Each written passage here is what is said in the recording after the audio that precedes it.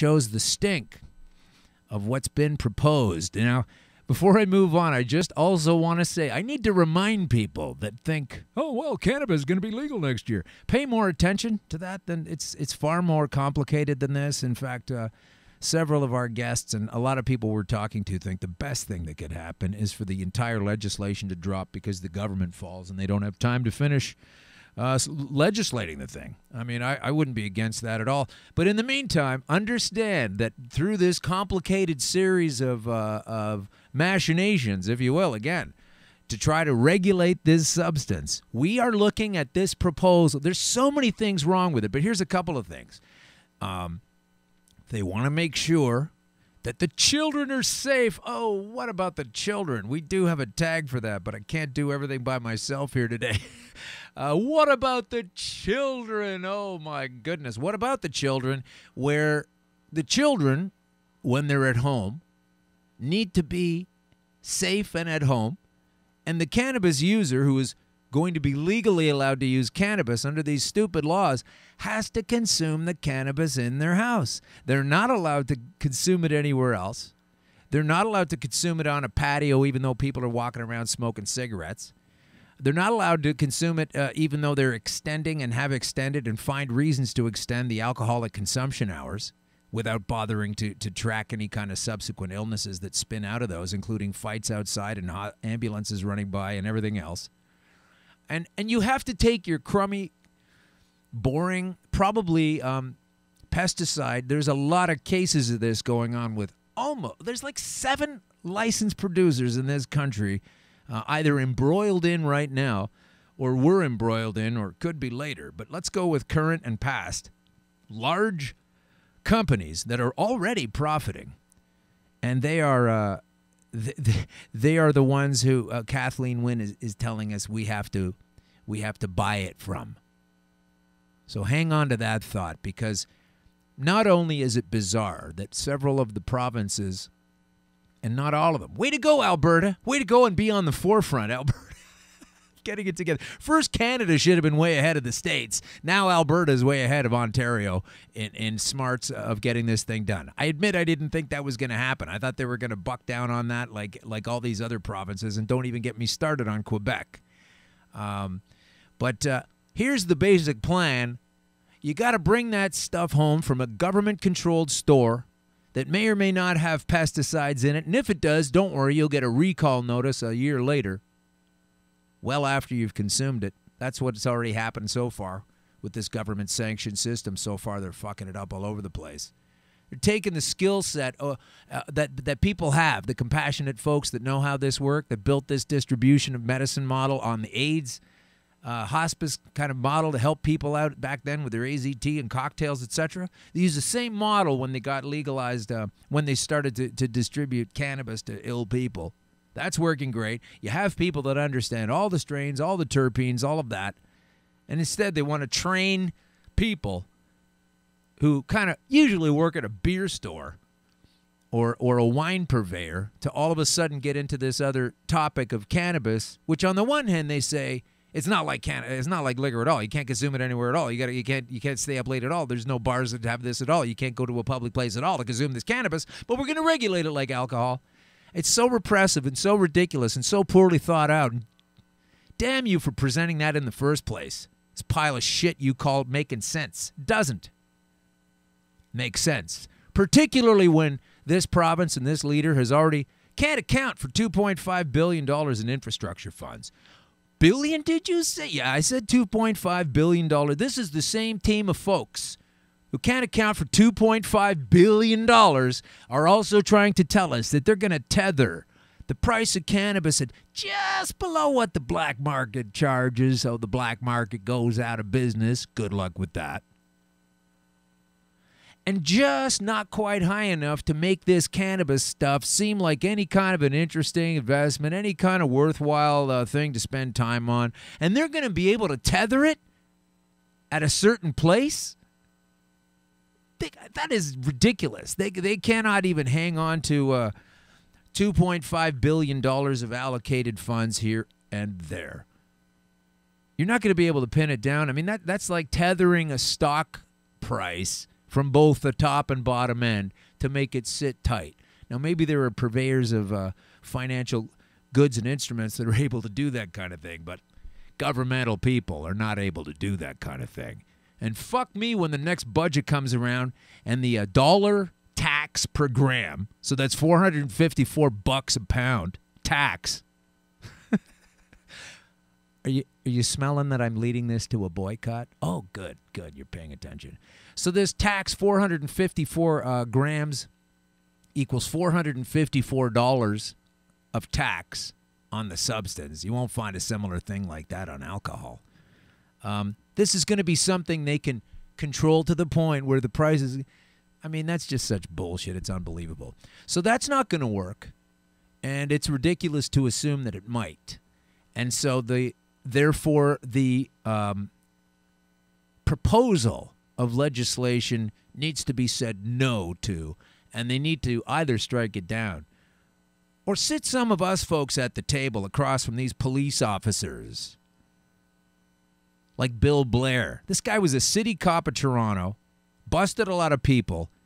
He's a fucking human rights abuser because in 2010 he was the leader, the chief of Toronto, and at that time he carried out the desire of the Ontario government.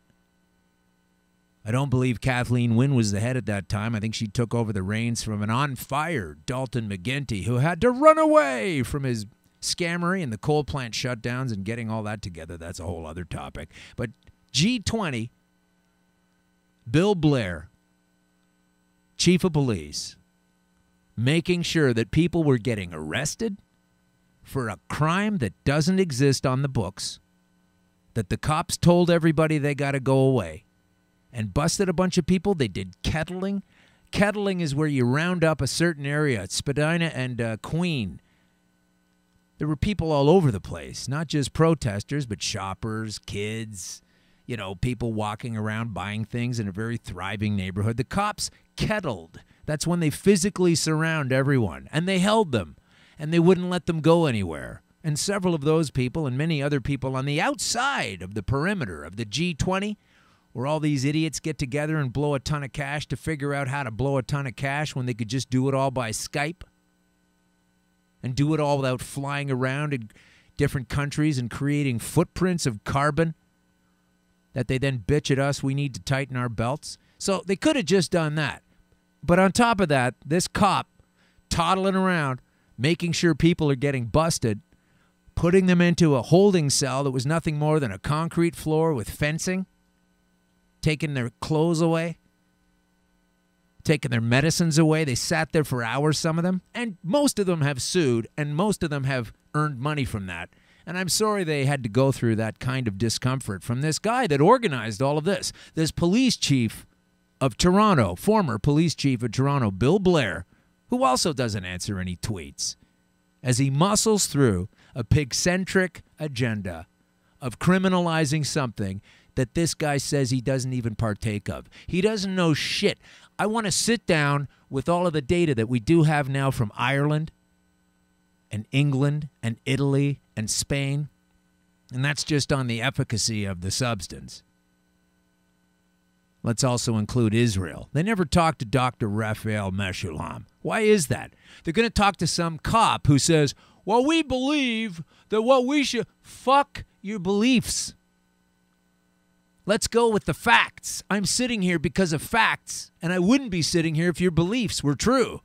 So let's not have a human rights offender who put a lot of people in prison and no business to do it, who was never reprimanded, and is now ushering in a system of control on a substance he says is bad and he says is a bad idea, and everybody already working from it and with it is a criminal.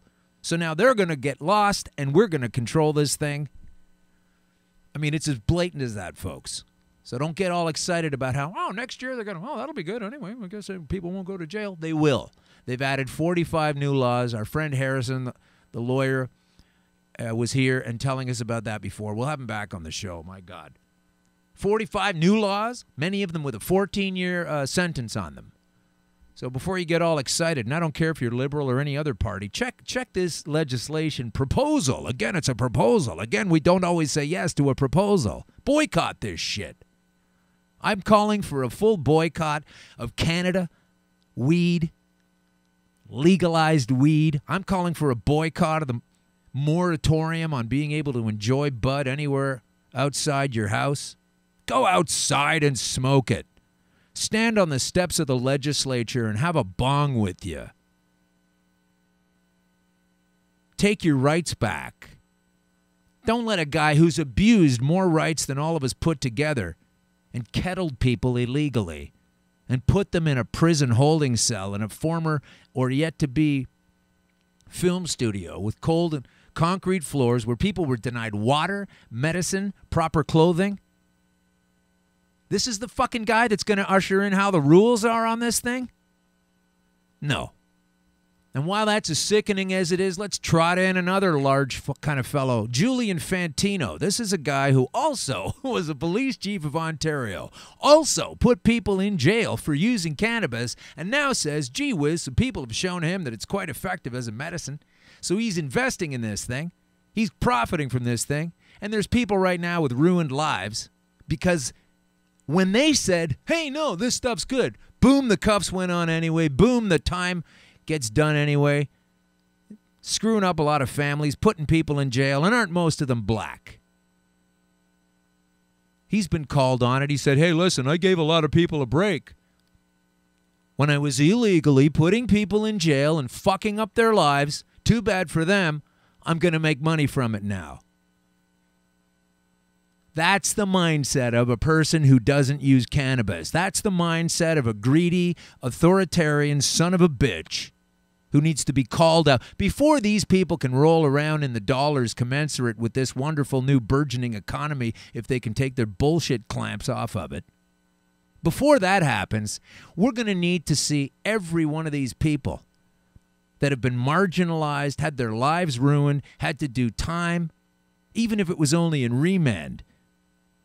I want a case-by-case study because there are, for sure, some blatant criminals that did a lot of bad things that are in jail using and profiting from this cannabis substance. But if you do a case-by-case review, you will find that a lot of people have done time, will do time, were doing time, were having their lives ruined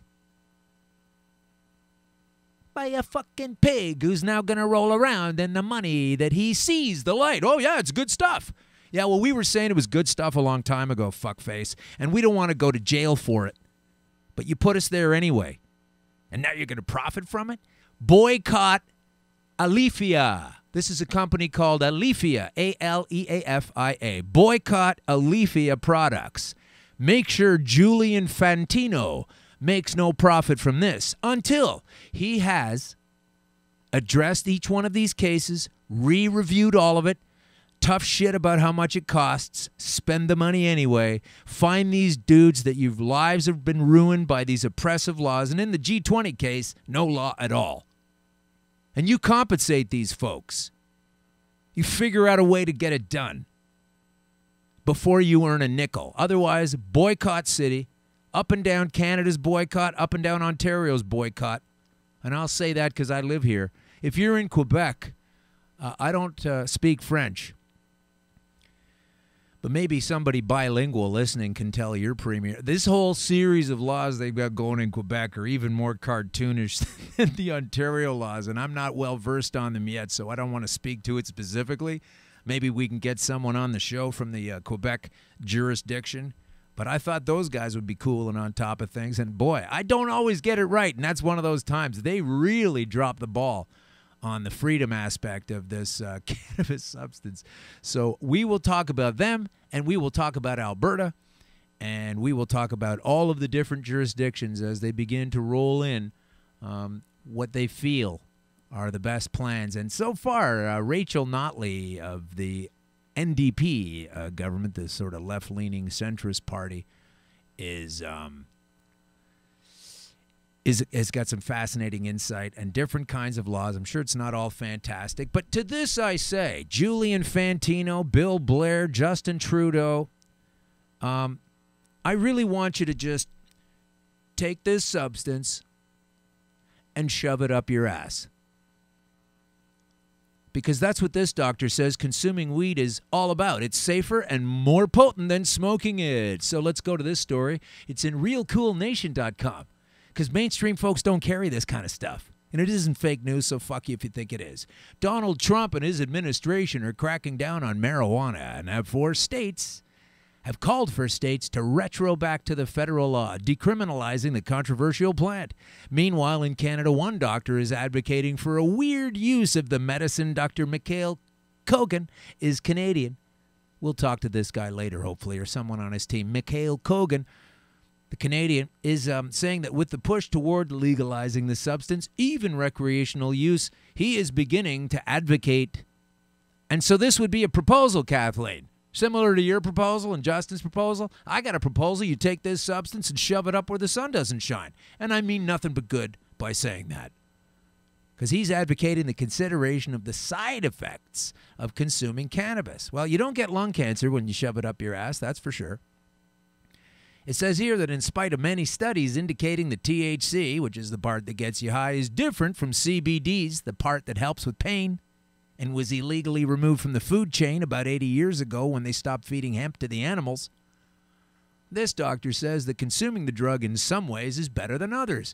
What are you trying to say, Doc? Well, he's saying that everything he says has been debunked already when it comes to the smokable plant. What's surprising is that he isn't against the use of medicinal marijuana like many doctors, but instead says there's a better, less risky way to get the effects. His way does increase the absorption in many drugs. And of course, that's the fella inserting the information that inserting this chemical substance known as cannabis into your butt, particularly if you have prostate cancer, because it's just sitting right there.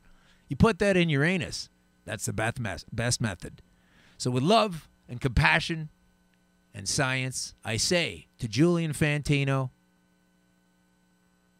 Alethea, which we will temporarily ban until this guy gets his comeuppance and reckoning as a cop for putting people in jail first. We'll just leave that boycott on there. And in the meantime, Julian and Bill Blair and Justin Trudeau and Kathleen Wynne and everybody else getting in the way of truth to proffer their lies of control, please try shoving this up your butt. It's more safe than smoking it. Yeah, he doesn't mean roll up a joint and put it in there. He's talking about suppositories.